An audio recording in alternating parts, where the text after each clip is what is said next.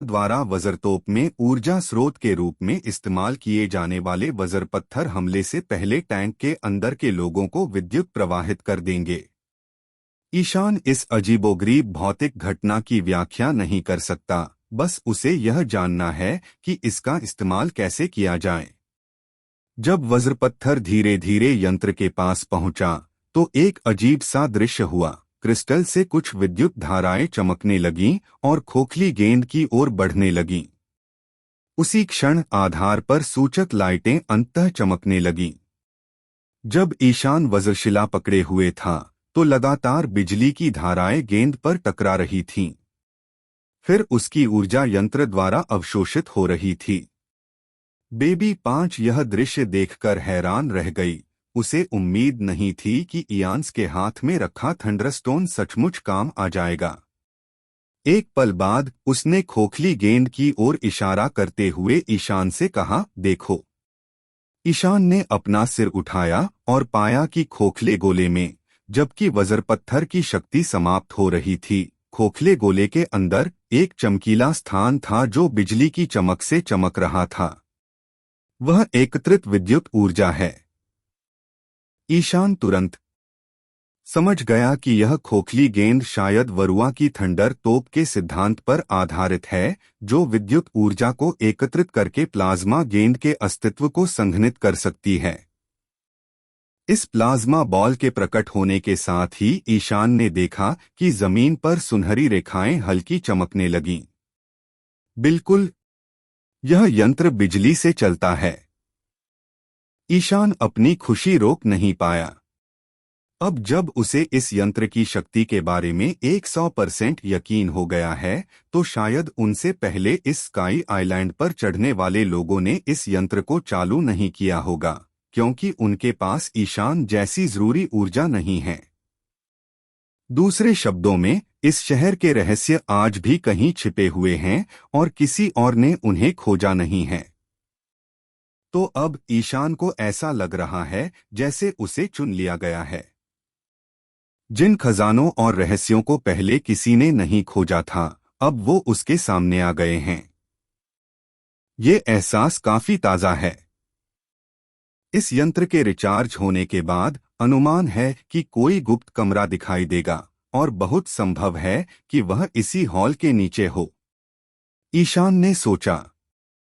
हालांकि उन्हें आश्चर्य हुआ कि निर्वहन अवधि के बाद उनके हाथों में वज्रपत्थर अचानक उड़ती हुई राख में बदल गया। डिस्चार्ज के अंत में थंडरस्टोन में निहित विद्युत ऊर्जा इतनी कम अवधि में खपत हो गई। ईशान ने थोड़ी घबराहट से अपने हाथ में बची हुई धूल को देखा और फिर यंत्र की ओर देखा। प्लाज्मा बॉल लगभग एक टेनिस बॉल जितनी ही थी और जमीन पर बनी सुनहरी रेखाएं अभी भी धुंधली थीं। क्या यह ऊर्जा की अपर्याप्त मात्रा है? बेबी 5 ने पूछा। खैर, शायद। ईशान ने सिर हिलाया। उसे भी यही ख्याल आया, तो उसने बेबी 5 से कहा, थोड़ा दूर हटो। बेबी 5 के पीछे हटने के बाद इयान का पूरा शरीर चमकने लगा। फिर उसने अपना दाहिना हाथ अपने माथे पर रखा और हिंसक रूप से खींचने पर उसकी हथेली में तुरंत बड़ी मात्रा में बिजली संघनित हो गई।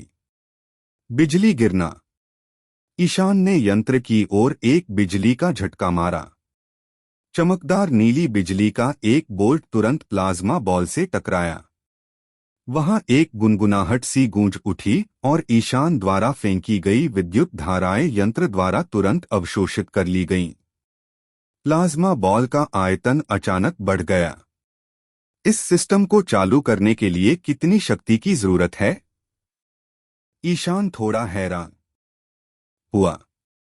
अगर एनेल के अलावा कोई और होता तो मुझे डर है कि इस उपकरण को पूरी तरह से रिचार्ज करने का कोई तरीका नहीं होता। यह तो बताना ही पड़ेगा कि इसमें वज्रपत्थर हैं या नहीं। अगर होते भी तो भी इस उपकरण द्वारा अब तक एकत्रित की गई बिजली काफी ज्यादा थी। इयान के अनुमान के अनुसार इस खोखले गोले को भरने के लिए संभवतः सैकड़ों वज्रपत्थरों की जरूरत होगी। और इतनी बड़ी मात्रा में थंडरस्टोन कैसे लाया जाए, यह अभी भी एक समस्या है।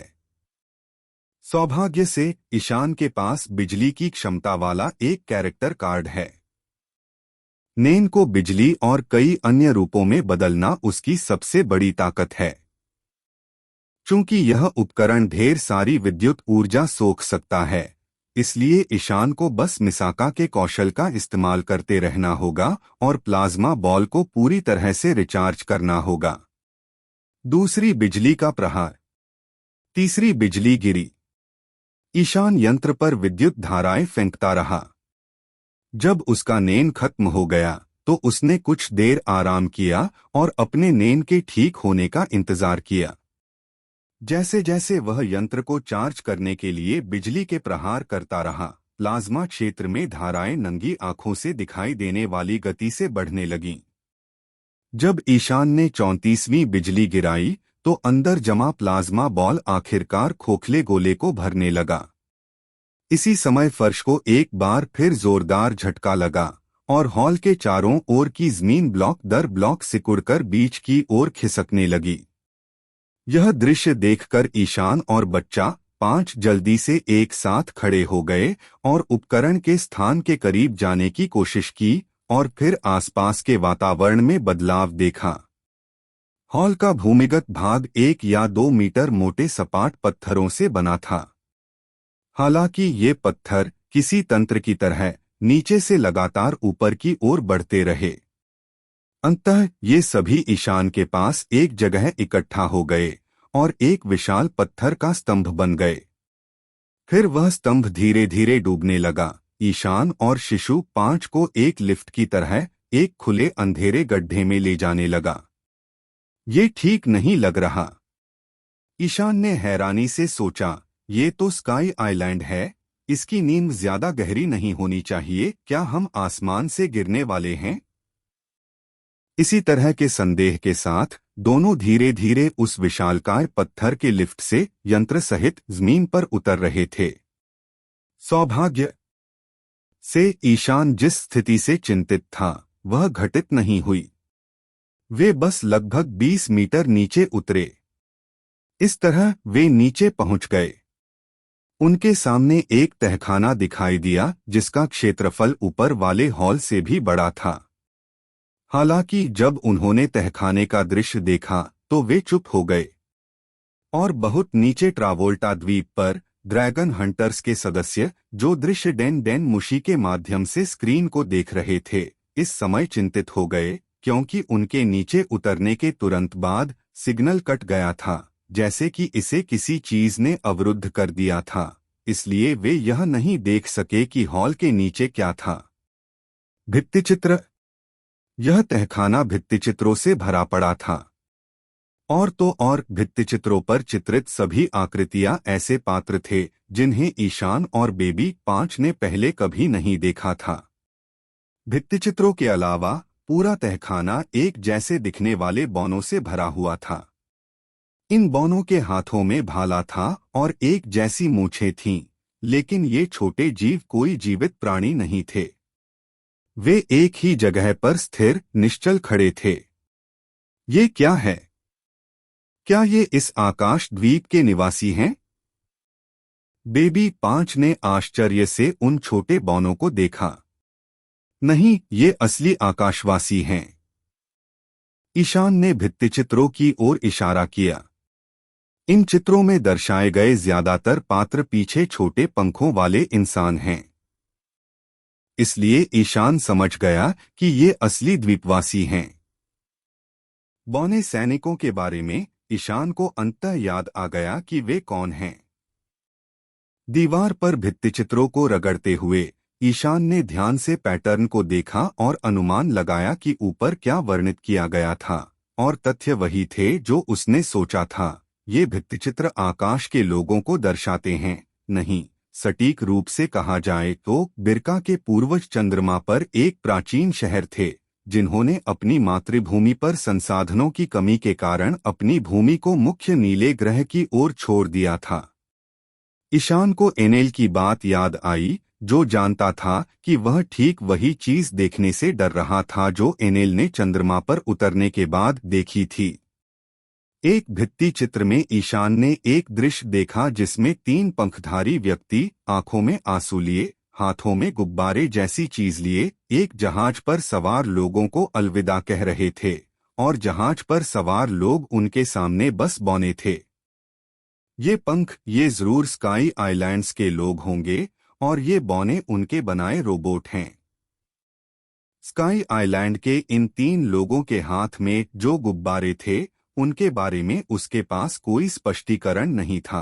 बस ईशान को इस स्काई आइलैंड के बादलों के नीचे रंग बिरंगे गुब्बारों की याद आ गई।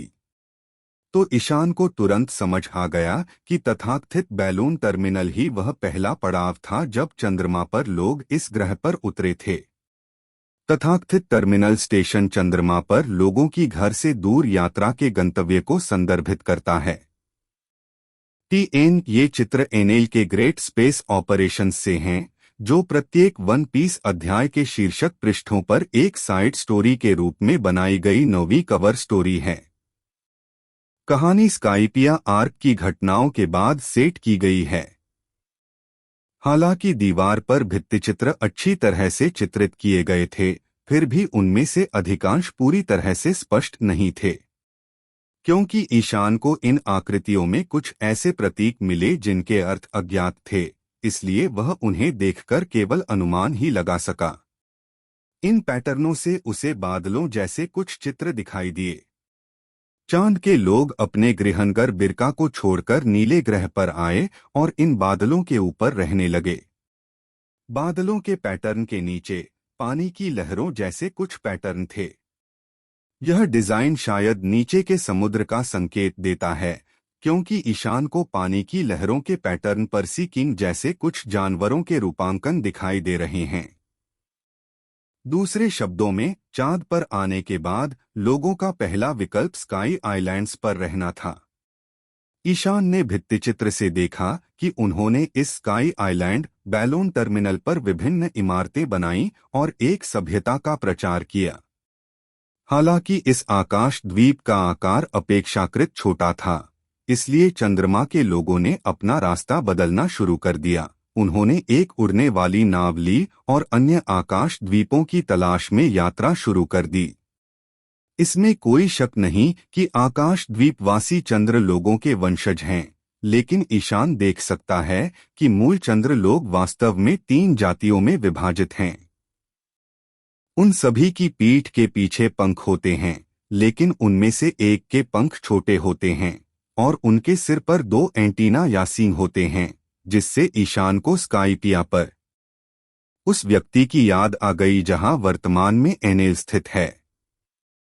दूसरी प्रजाति, जिसके पंख बड़े प्रतीत होते हैं, वह पागल भिक्षुक उरूज की प्रजाति की होनी चाहिए।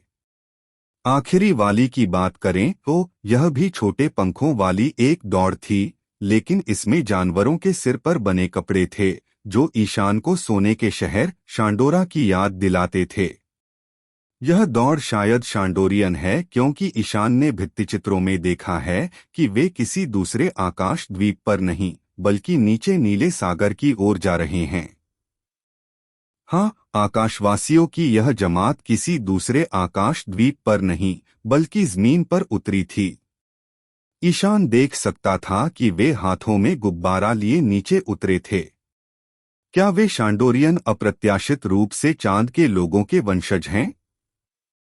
ईशान यह देखकर हैरान था, लेकिन उनका और एंजेल द्वीप के उन द्वीपवासियों का क्या हुआ जिनके पंख उनके जैसे ही थे, जब उनका द्वीप नॉक अपस्ट्रीम द्वारा अपर यार्ड तक उड़ा दिया गया था? ईशान ने कुछ देर सोचा।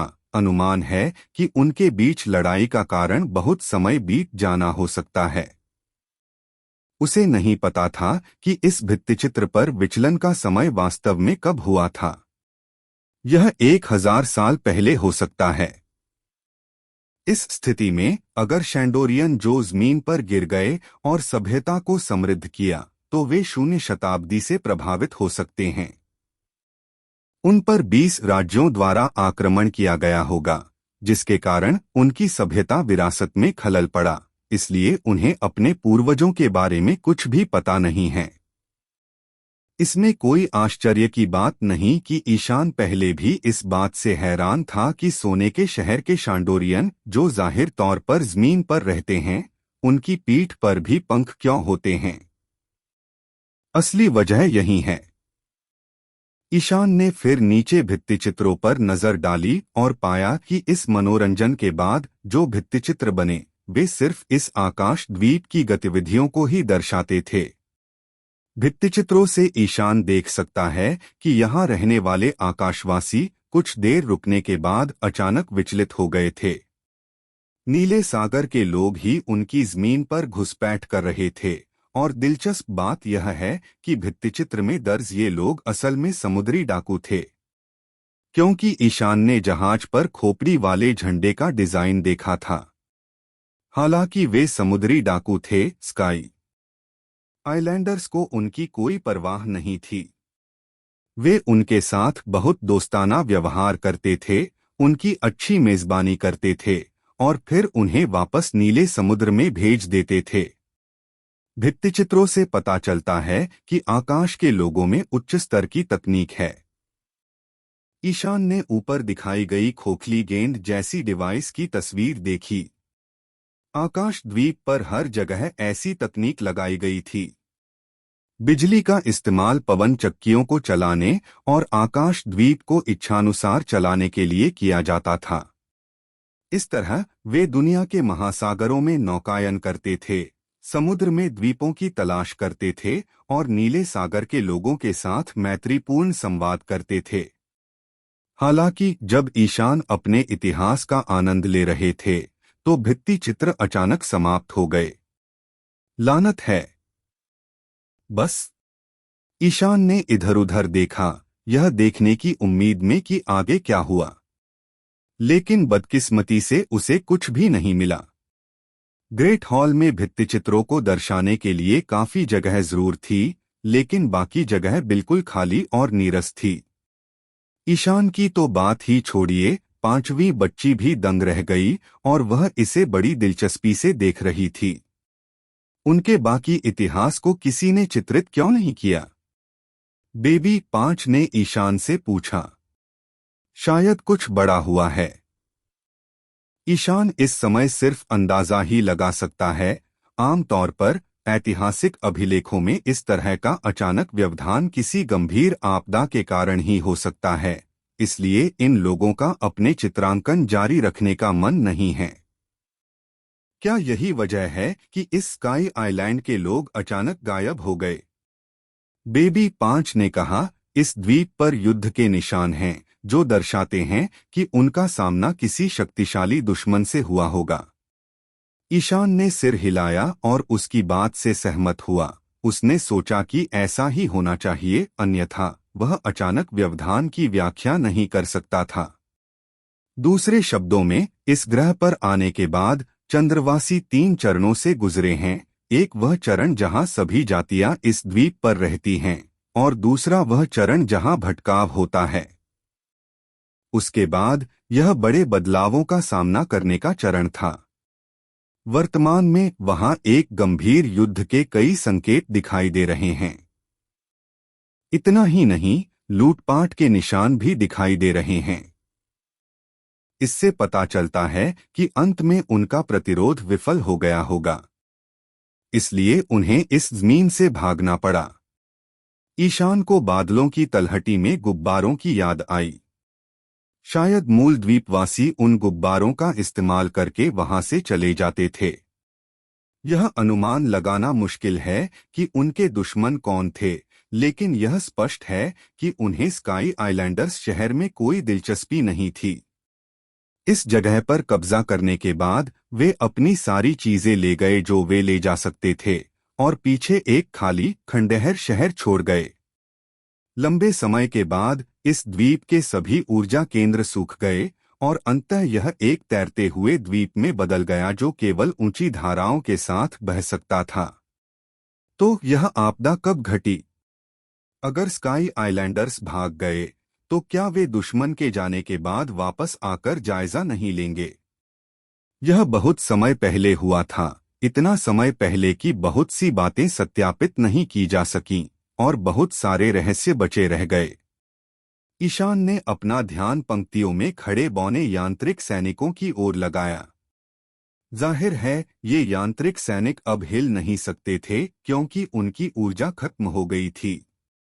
हालांकि चूंकि ईशान बिजली का संचालन कर सकता है, वह सोच रहा था कि क्या इन यांत्रिक सैनिकों को ऊर्जा मिलने पर फिर से हिलना डुलना संभव है और शायद वह उनसे कुछ सीख सके, लेकिन उसे नहीं पता था कि वे बोल सकते हैं या नहीं। ईशान ने तहखाने में चारों ओर देखा और अंतः दूरी पर एक समान खोखली गेंद वाला उपकरण पाया और उसके आधार से जुड़े कुछ पारदर्शी पाइप भी देखे जो सभी बौने सैनिकों के ऊपर की स्थिति में थे। मुझे नहीं पता कि ये काम करेगा या नहीं, लेकिन मैं इसे आजमाना तो चाहता हूं। तो एक बार फिर उसने अपनी नेन को सक्रिय किया और खोखली गेंद पर बिजली का एक जोरदार प्रहार किया। जब प्लाज्मा बॉल पुनः खोखले गोले में प्रकट हुई तो उपकरण अंततः सक्रिय हो गया और उन पारदर्शी पाइपों के माध्यम से बड़ी मात्रा में नीली धाराएं फैलने लगीं। तहखाने में भिनभिनाहट की आवाज गूंज रही थी और बौने सैनिकों के शरीर में एक बिजली की छड़ जैसी चीज लगी हुई थी जो उन्हें चार्ज कर रही थी और पाइप से बिजली की धाराएं ग्रहण कर रही थी। इस प्रणाली के सक्रिय होते ही ये विद्युत धाराएं तुरंत इन सैनिकों के शरीर में प्रवेश कर जाती थीं। ईशान और बेबी 5 इन सैनिकों पर हमला करने की प्रक्रिया का बेसब्री से इंतजार कर रहे थे।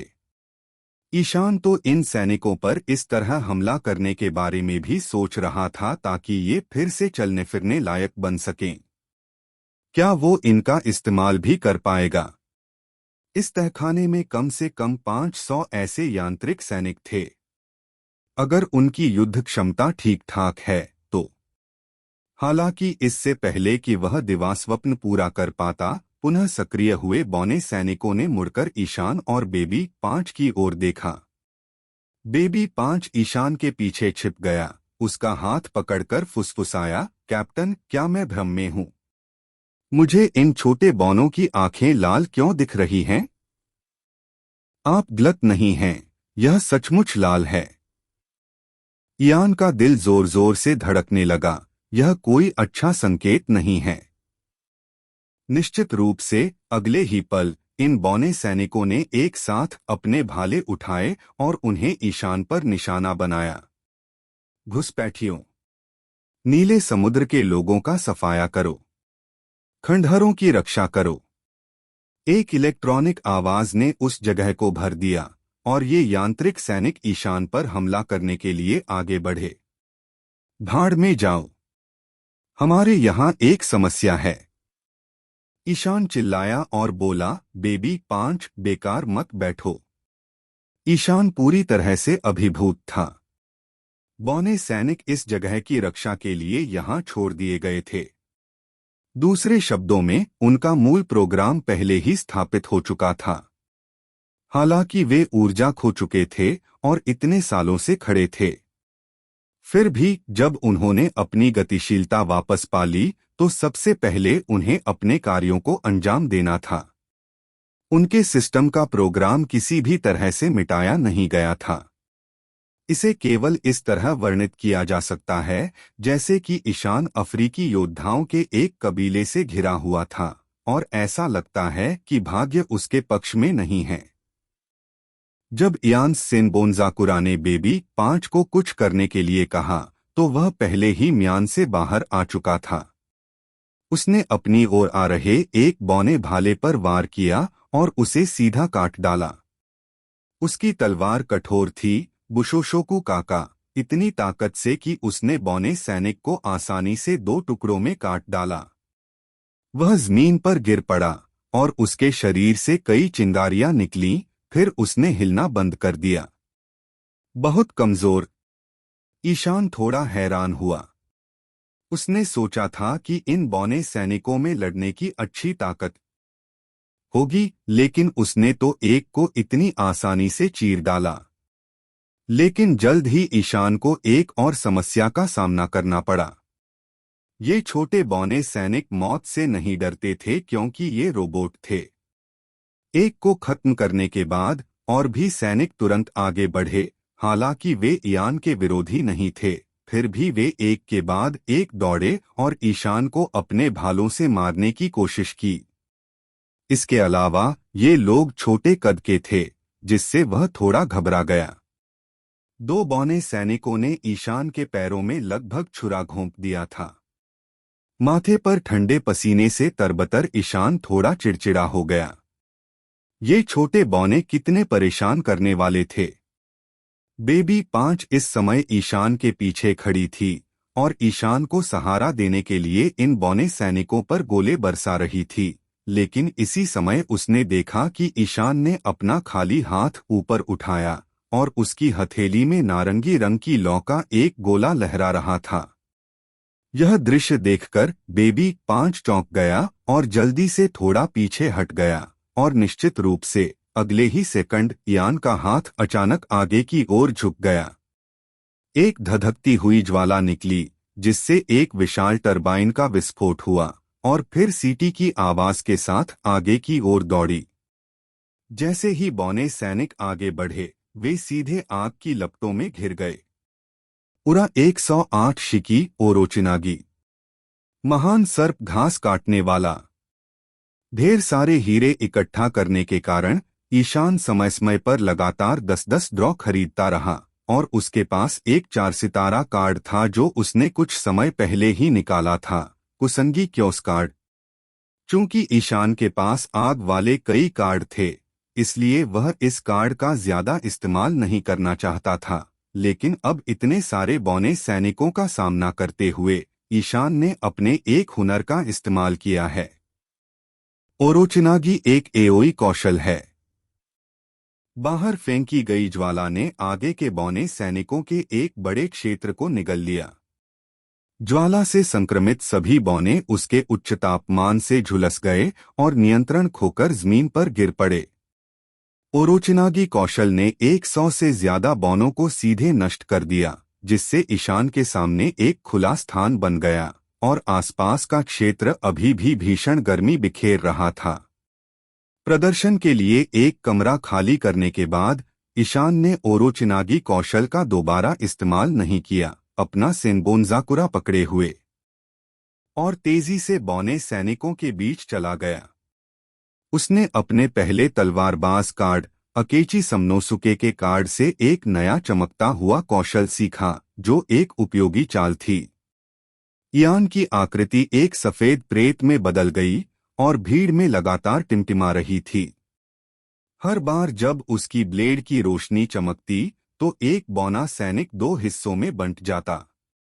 अपने नेतृत्व में ईशान ने इन रोबोटों की आक्रामकता को आकर्षित किया। उसके पीछे बेबी 5 की अग्निशक्तियां पूरी तरह से सक्रिय थीं, इन बौने सैनिकों पर बमबारी कर रही थीं। लगभग 3 मिनट बाद तहखाने में कोई सैनिक नहीं बचा था। सेनबोन्जाकुरा को म्यान में डालते हुए ईशान ने जमीन पर पड़े मलबे को देखा और बहुत उदास हो गया। इन यांत्रिक सैनिकों को हराकर उसे कोई उपलब्धि का एहसास नहीं हुआ और उनके भालों से उसकी गेंदें लगभग छिद गई थीं। इन सैनिकों की ऊंचाई जिस व्यक्ति ने डिजाइन की है, वह निश्चित रूप से पुरुषद्वेषी है। हालांकि उसने इन रोबोटों से निपटने की थोड़ी कोशिश की, लेकिन ईशान को थोड़ी चिंता हुई कि ये यांत्रिक सैनिक जागने पर क्या कहेंगे। उन्होंने कहा, आक्रमणकारियों, नीले सागर के लोगों को खत्म करो, खंडहरों की रखवाली करो। ये 3 वाक्य घुसपैठियों के लिए समझने में आसान थे, लेकिन नीले सागर के लोगों को खत्म करने का क्या मतलब है?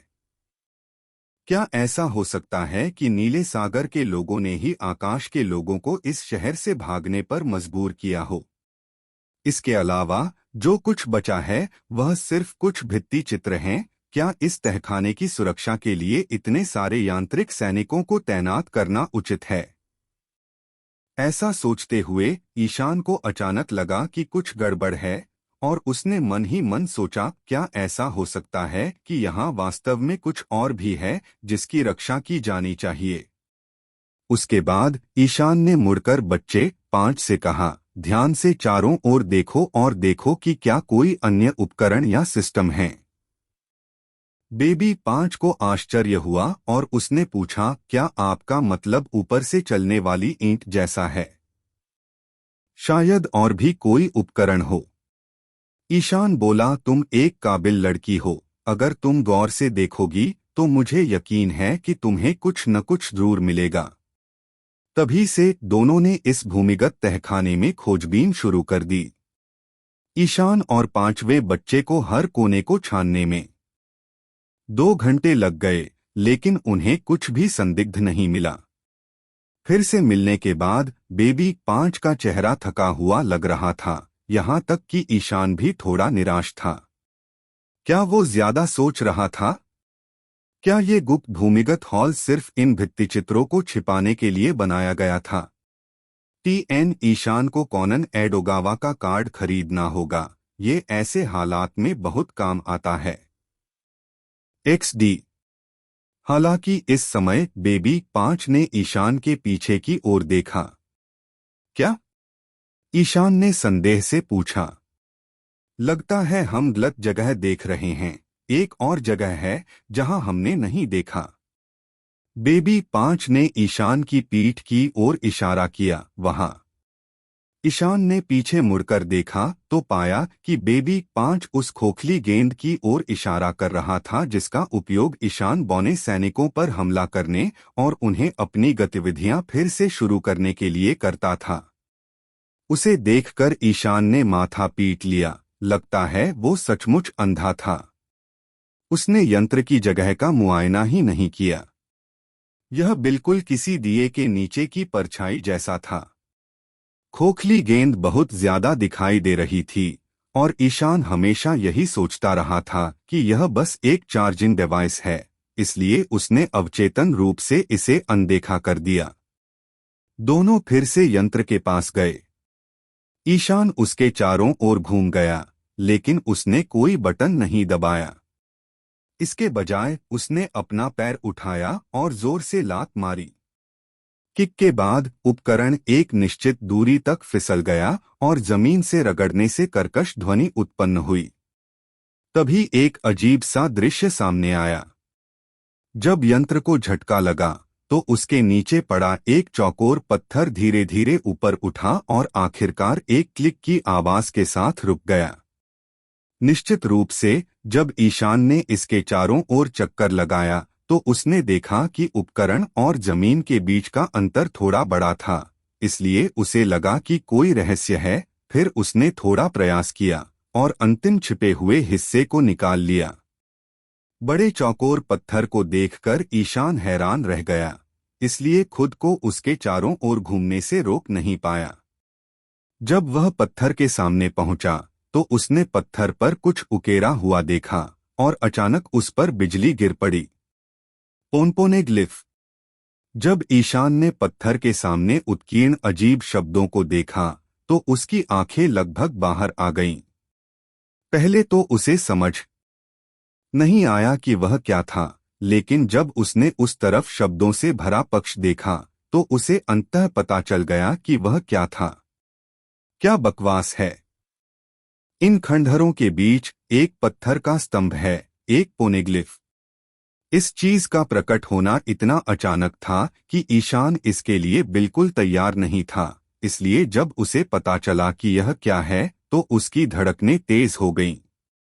ईशान अच्छी तरह जानता है कि इस तथाकथित पोनेग्लिफ में कुल 30 ब्लॉक हैं, जिनमें से 4 लाल रोड पोनेग्लिफ हैं।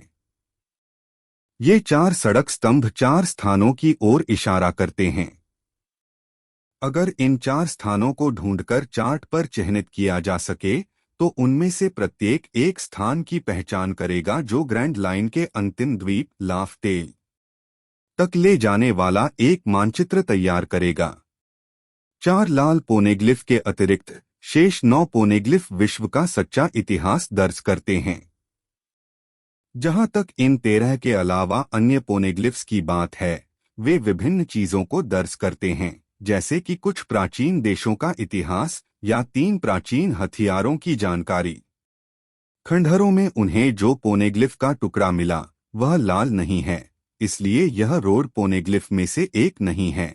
लेकिन चूंकि ईशान इस पर लिखी प्राचीन लिपि को नहीं पढ़ सकता, इसलिए वह नहीं जानता कि ऐतिहासिक पाठ में लाफ टेल के बारे में जानकारी है या नहीं। लेकिन किसी भी मामले में यह सबसे महत्वपूर्ण खोज है जो ईशान ने बैलोन टर्मिनल पर स्काई आइलैंड आने के बाद की है।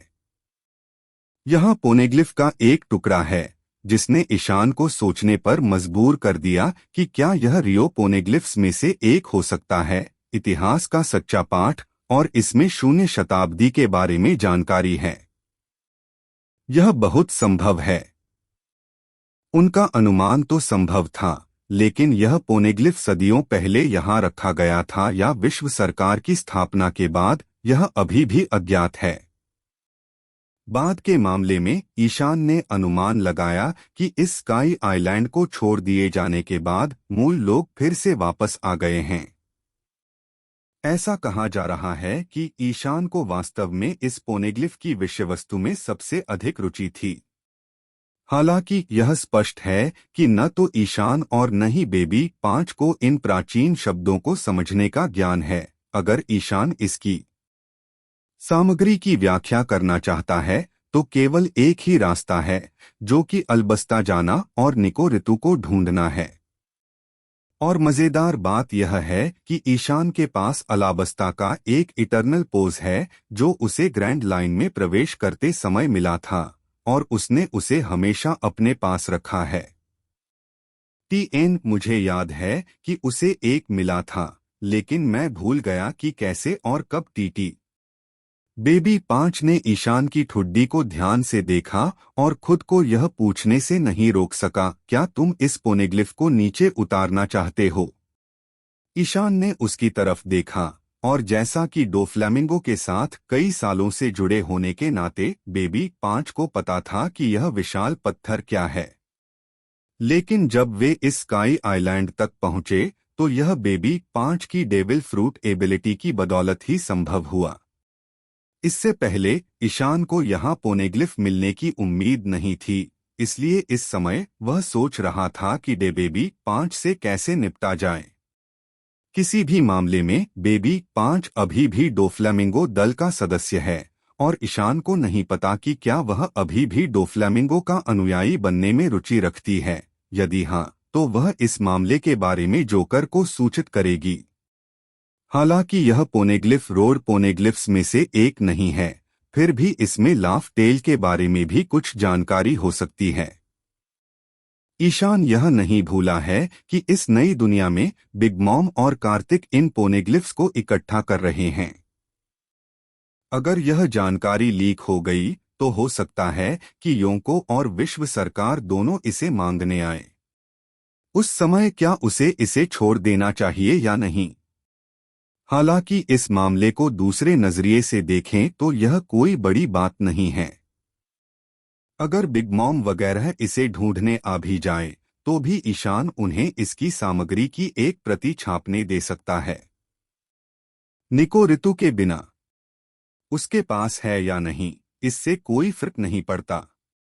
हालांकि अगर वह इस मामले को गुप्त रख सकता है तो यह सही होगा, अन्यथा यह अनावश्यक परेशानी का कारण होगा। इसलिए बेबी 5 को अब उसके साथ स्पष्ट होना चाहिए। उसने उसकी ओर देखा और कहा, तुम्हें पता है कि यह क्या है ना? बेबी 5 ने सिर हिलाया, फिर उसकी आंखें गहरी हो गईं और बोली, क्या तुम मुझे यहीं मारने के बारे में सोच रहे हो, है ना? वह बहुत चालाक है। दरअसल जब उसने इस पोनेग्लिफ को देखा तो वह मोटे तौर पर अंदाजा लगा सकती थी कि आगे क्या होगा। ईशान कुछ देर तक चुप रहा, फिर सिर हिलाया, तुम बहुत देर से मेरा पीछा कर रहे हो, इसलिए मैं तुम्हें नहीं मारूंगा, लेकिन तुम्हारे व्यक्तित्व की वजह से अगर कोई तुमसे पूछेगा तो तुम गलती से इस पत्थर के बारे में बोल सकते हो। इसलिए अब इससे निकलने का एक ही रास्ता है, तुम्हें डॉफी के समुद्री डाकू समूह को पूरी तरह से छोड़ना होगा और मेरे प्रति अपनी वफादारी की प्रतिज्ञा करनी होगी। यह सच है कि वे लंबे समय तक एक दूसरे के साथ बहुत अच्छी तरह से रहे और उनके बीच वाकई कुछ मधुर भावनाएं हैं। जब baby 5 dragon Hunter pirate group में था, तब यान की रोजमर्रा की जिंदगी का ज्यादातर ध्यान वही रखती थी। नौकरानी की पोशाक वाली लड़की न सिर्फ खूबसूरत थी, बल्कि नौकरानी के तौर पर काम करने के लिए भी काफी योग्य थी। वह उसके कमरे की सफाई और कपड़े धोने में उसकी बहुत मदद करती थी। इसके अलावा पूरा दल उसकी उपस्थिति का आदी है, इसलिए केवल इस स्तंभ के कारण उसे मारना असंभव है।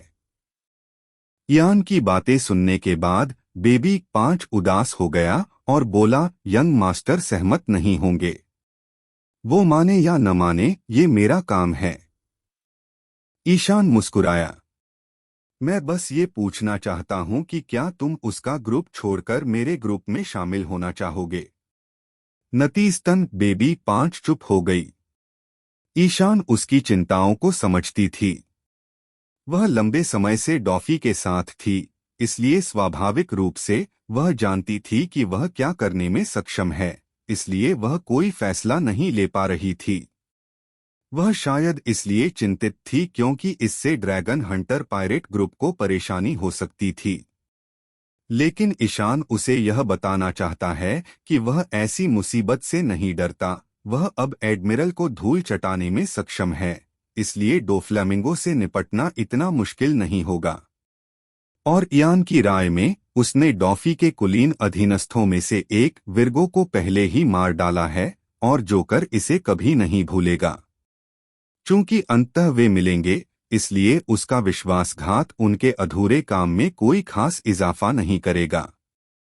मुझे अपना डैन डैन मुशी दे दो, जिसका सीधा संपर्क डोफ्लेमिंगो से है। ईशान ने कहा, अगर तुम अपनी बात नहीं कहोगे तो मैं इसे तुम्हारी सहमति मान लूंगा। मैं कप्तान हूं, मैं तुम्हारे लिए फैसला लूंगा।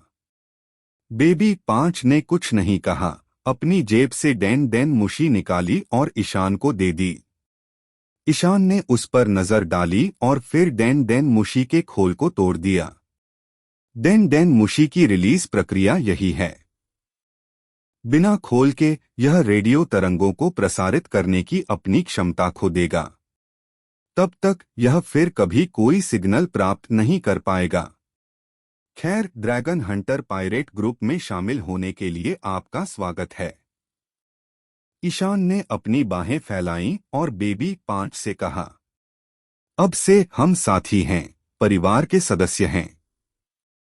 मैं वादा करता हूं कि मैं तुम्हारे व्यक्तित्व का इस्तेमाल करके तुम्हें कुछ भी ऐसा करने पर मजबूर नहीं करूंगा जो तुम नहीं करना चाहते। हम। बेबी 5 ने खुशी से सिर हिलाया। वास्तव में जिस क्षण ईशान ने डैन डैन मुशी के खोल को कुचल दिया, उसे नहीं पता था कि क्या हुआ था, लेकिन अस्पष्ट रूप से उसने आराम महसूस किया।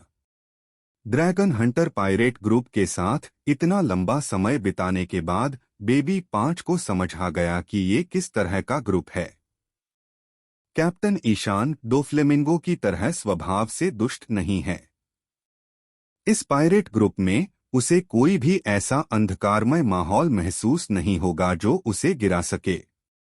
ठीक है, चलो वापस चलते हैं, ईशान ने उससे कहा। बेबी 5 अचंभित हो गया और बोला, स्टील के बारे में क्या? बस यहीं छोड़ दो, ईशान ने दबंगई से कहा। आज से यह स्काई आइलैंड मेरा है। यह ड्रैगन शिकारियों का गुप्त अड्डा है। ईशान ने यह बात यूं ही नहीं कही।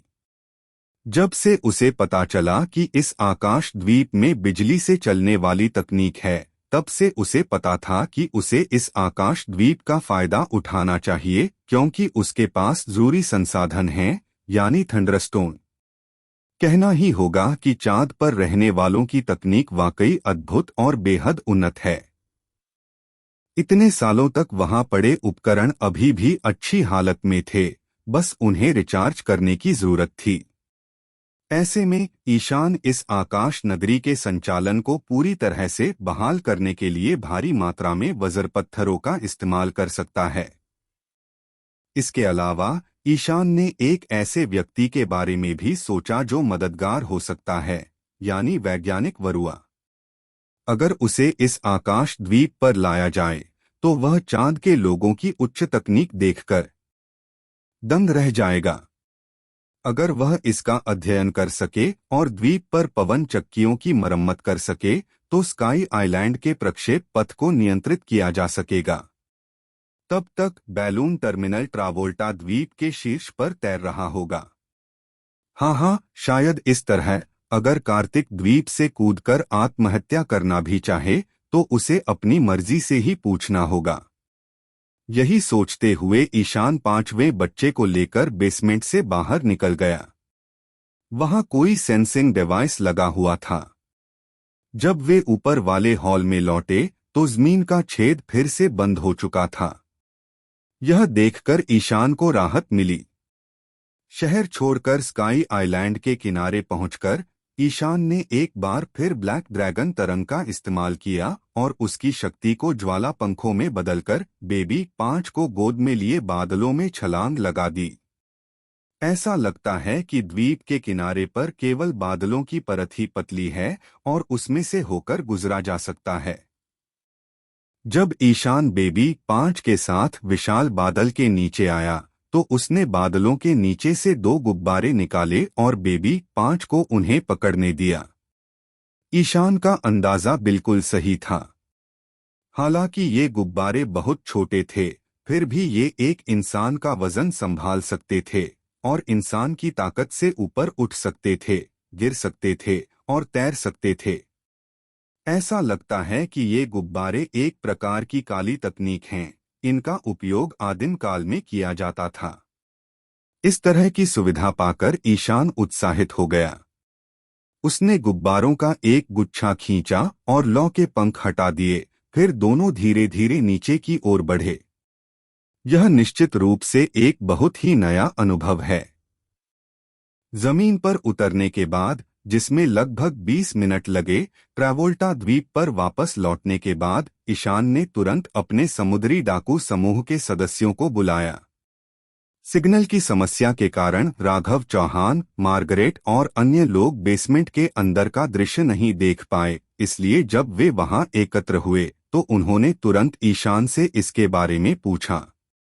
ईशान ने उन्हें कुछ नहीं बताया। उसने रहस्य बनाए रखा और बस उनसे कहा कि वे वरुआ को जेल से ले आएं और साथ ही जितना संभव हो सके उतने वज्रपत्थर भी ले आएं। फिर जब सब कुछ तैयार हो गया तो ईशान ने प्रत्येक कैडर को 2 गुब्बारे दिए और उन्हें वापस आकाश में ले गया। आकाश द्वीप ऊंची हवा के झोंकों के साथ धीरे धीरे बह रहा है। ईशान को जल्दी करनी होगी वरना द्वीप बह जाएगा और उसे नहीं पता कि उसे ट्रावोल्टा के ऊपर वापस तैरने में कितना समय लगेगा। वहां उस जहाज का मलबा भी है जो पहले उससे गिर चुका था। ईशान ने अनुमान लगाया कि इस आकाश द्वीप तक पहुंचने के और भी रास्ते हैं, इसलिए ईशान को शहर के पुनर्निर्माण के लिए समय निकालना होगा, जिसके लिए वरुआ की मदद जरूरी है। वैज्ञानिक की बात करें तो ऐसा नहीं है कि उसने भागने के बारे में नहीं सोचा, बल्कि समस्या यह है कि उसे पता ही नहीं है कि आगे कहाँ जाना है। इस तरह के व्यक्ति को अक्सर लक्ष्य के अभाव में बहुत अस्पष्टता का एहसास होता है, इसलिए उसने कोई प्रयास नहीं किया। ईशान का मानना है कि जब वह उसे इस स्काई आइलैंड पर ले जाएगा और चांद के लोगों द्वारा छोड़ी गई तकनीक दिखाएगा तो उसे तुरंत इसकी लत लग जाएगी। अगर ईशान उसे बिना जांचे भी छोड़ दे तो भी वह भागेगा नहीं। वरुआ की मदद से यह स्काई आइलैंड ड्रैगन हंटर समुद्री डाकुओं का उड़ने वाला जहाज बन जाएगा। शायद ईशान इस आकाश द्वीप पर बड़ी संख्या में वज्र तोपें रखने और इसे एक किले में बदलने का कोई रास्ता भी खोज सके। लोगों को स्काई आइलैंड पर ले जाकर ऊपर का शहर दिखाने के बाद वे बहुत हैरान रह गए। दरअसल उनमें से कई लोगों के लिए, भले ही उन्होंने इसे स्क्रीन पर देखा हो और पहले से ही जानते हो कि इसमें क्या है, उन्हें इसे व्यक्तिगत रूप से देखने का अवसर नहीं मिल पाता। केवल कुछ भाग्यशाली लोगों को ही स्काई आइलैंड पर उतरने का मौका मिला। बैलून टर्मिनल 10,000 मीटर की ऊंचाई पर था। हवा वाकई बहुत पतली थी। ऊपर आने के बाद कमजोर लोगों को न सिर्फ सांस लेने में तकलीफ हो रही थी, बल्कि उन्हें मोटे कोट भी पहनने पड़ रहे थे। हालांकि जब ईशान ने घोषणा की कि वह इस स्काई आइलैंड को ड्रैगन हंटर पायरेट्स के दूसरे क्षेत्र में बदलना चाहता है, तो हर कोई बहुत उत्साहित था। वरुआ सबसे ज्यादा उत्साहित था। आखिरकार वह वेगापंक के साथियों में से एक था। उसने कई उन्नत तकनीकें देखी थीं और स्वाभाविक रूप से कुछ प्राचीन यांत्रिकी भी जानता था, लेकिन जब उसने इस आकाश नगरी की तकनीक देखी तो वह अभिभूत हो गया। जब ईशान उसे वहां ले गया और उसने पाया कि द्वीप में पवन चक्कियां चलती थीं, तो वरुआ ने कुछ देर तक उनका अध्ययन किया और ईशान के पास गया। मुझे नहीं लगता कि उनके तंत्र में कोई समस्या है। जब तक पर्याप्त ऊर्जा है, मैं उन्हें ठीक कर सकता हूं और उन्हें कुशलतापूर्वक काम कर सकता हूं। ठीक है, मैं इसे तुम पर छोड़ता हूं, ईशान ने कहा। इस दौरान तुम इसी स्काई